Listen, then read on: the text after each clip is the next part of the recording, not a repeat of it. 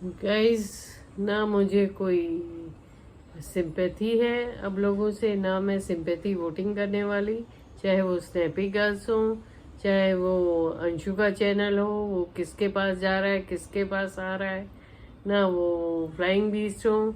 इस तरह के चैनल्स का सिर्फ एक ही मकसद है कि लगातार सिंपैथी करते रहो। जब कंटेंट खत्म हो जाए तो सिंपैथी वोट पे आ जाओ, कंट्रोवर्सीज क्रिएट करो। माना आपकी लाइफ में दुर्घटनाएं हुई हैं, गलत चीज़ें हुई हैं, घटनाएं हुई हैं, तो घटनाएं बहुतों की लाइफ में होती हैं, और जो उसको ब्रेव तरीके से फेस करके उसके बाद भी पर्दे में रखे हुए। हेलो दोस्तों, कैसे हैं आप लोग? आशा करती हूँ हम लोग बिल्कुल अच्छे होंगे। मैं बिल्कुल अच्छी हूँ। मैं तैयार हो रही हूँ। तैयार क्या हूँ, कैजुअली हूँ एकदम। इसको तैयार होना फनी है कहना। मैं नीचे जा रही हूँ अभी वॉक के लिए, अपने डॉग्स को खाना डालूंगी। बाबू आया, खा लो खा लो। कहाँ हो गया? आ जा जा जा जा जा जा। आज ऋतु राठी का एक स्टेटमेंट आया है।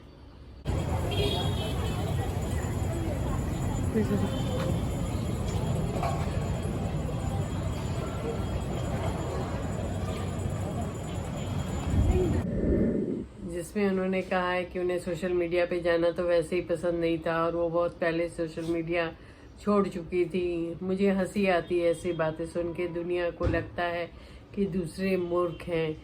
बात सीधी सी यह है कि दोनों ही ग्लैमर इंडस्ट्री की तरफ इंटरेस्टेड थे, और शुरू में ये लोग खूब कनेक्ट हुए हैं, खूब जगह जगह गए हैं, घूमे फिरे भी, ये सब मस्तियाँ की हैं लोगों ने। ब्लॉगिंग में भी पूरा सपोर्ट करती थी ऋतु राठी। इनफैक्ट मेट्रो वाला कांड सभी को याद है, मैडम गौरव के साथ क्या बीती थी। इसलिए मेरा ये कहना है कि भाई, ताली कभी भी एक हाथ से नहीं बजती। गलती कभी भी एक आदमी की नहीं होती, गलती दोनों तरफ से होती है।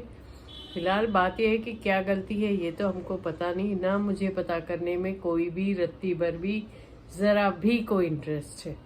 खाना खाना, खाना खाना, खाना खाना।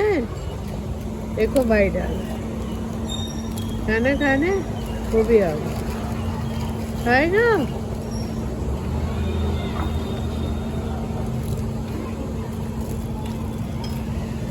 खा रहा है?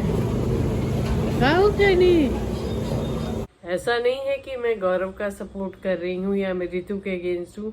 मेरा एक सोचना रहता है कि सच है जो गौरव ने लिखा था कि मेल कभी भी रोता नहीं है, मेल कभी भी अपना पक्ष रखता नहीं। लेडीज के लिए लोग जल्दी ही सिंपैथेटिक हो जाते हैं, सिंपैथाइज करते हैं।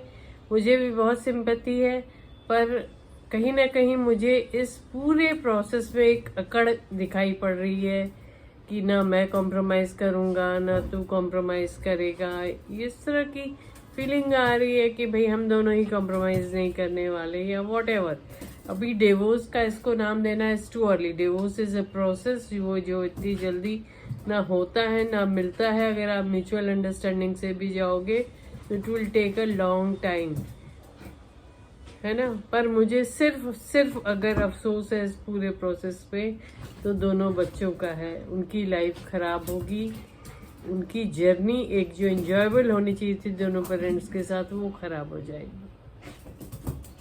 आप सडनली गौरव को लेके बहुत प्रोटेक्टिव हो गई हैं कि भाई लोग गौरव को कुछ ना कहें, और मैं गौरव को इन एंड आउट जानती हूँ। जी हाँ, आप ही जानती होंगी, पत्नी है तो आप ही जानेंगी।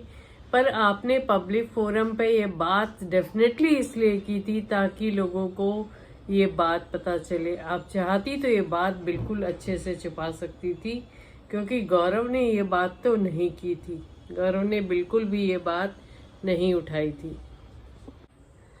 मेरा सीधे से सवाल यही है कि अगर आपको सोशल मीडिया पे आना इतना खराब लगता है, तो आप पब्लिक फोरम में कभी भी इस बात को नहीं उठाती कि हमारे साथ ऐसा हो रहा है।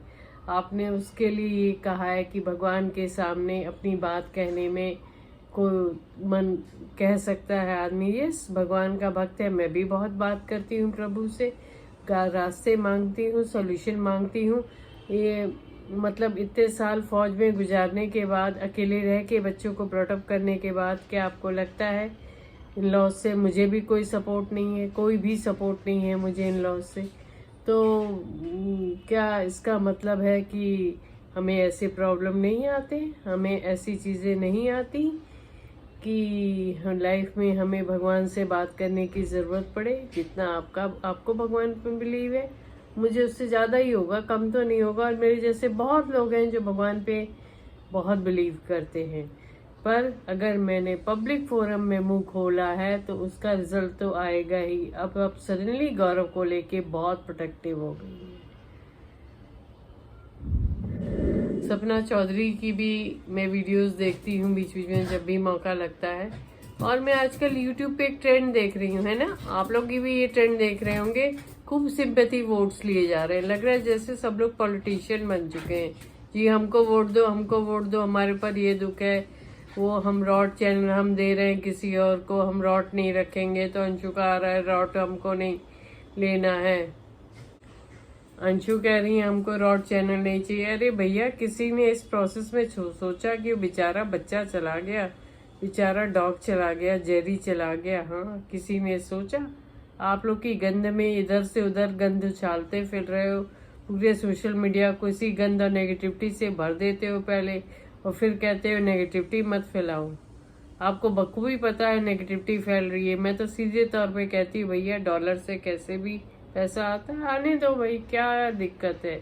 यही एटीट्यूड है, खरे खरे शब्दों में यही एटीट्यूड है। डॉलर से पैसे आ रहे, कमा रहे हैं, अभी पहले कोई कंट्रोवर्सी करो, फिर उस पर खूब नेगेटिविटी खुद करो, फिर उसके बाद कहो कि नेगेटिविटी मत फैलाओ। फॉर्मूला यही चल रहा है कि पहले खुद कंट्रोवर्सी करो, फिर नेगेटिविटी फैलाओ, फिर लोग कहो कि लोग नेगेटिविटी फैला रहे हैं, फिर क्लेरिफिकेशन दो, फिर दूसरी पार्टी वीडियो बनाए, फिर उसके अगेंस्ट में आप भी वीडियो बनाओ। ऐसे करके आपके 6 वीडियोस तो व्यूज के लिए हो गए, क्योंकि किसी को कुछ समझ नहीं रहा है कि अब क्या कंटेंट डालें। क्योंकि एक्चुअली ना लोगों के पास इतने ज़्यादा टैलेंट होते हैं, ना इतना ज़्यादा कंटेंट होता है, तो क्या करेंगे? वो घर बैठ के क्या डालते रहेंगे, है ना। देखिए, मैं भी अभी इस पे बात कर रही हूँ। क्या मैं अपनी लाइफ में क्या दिखाऊं? काम पे आपकी चीज दिखा नहीं सकती, वहां आपको लेके जा नहीं सकती, वो सब मैं वीडियो पे लाती नहीं। मेरी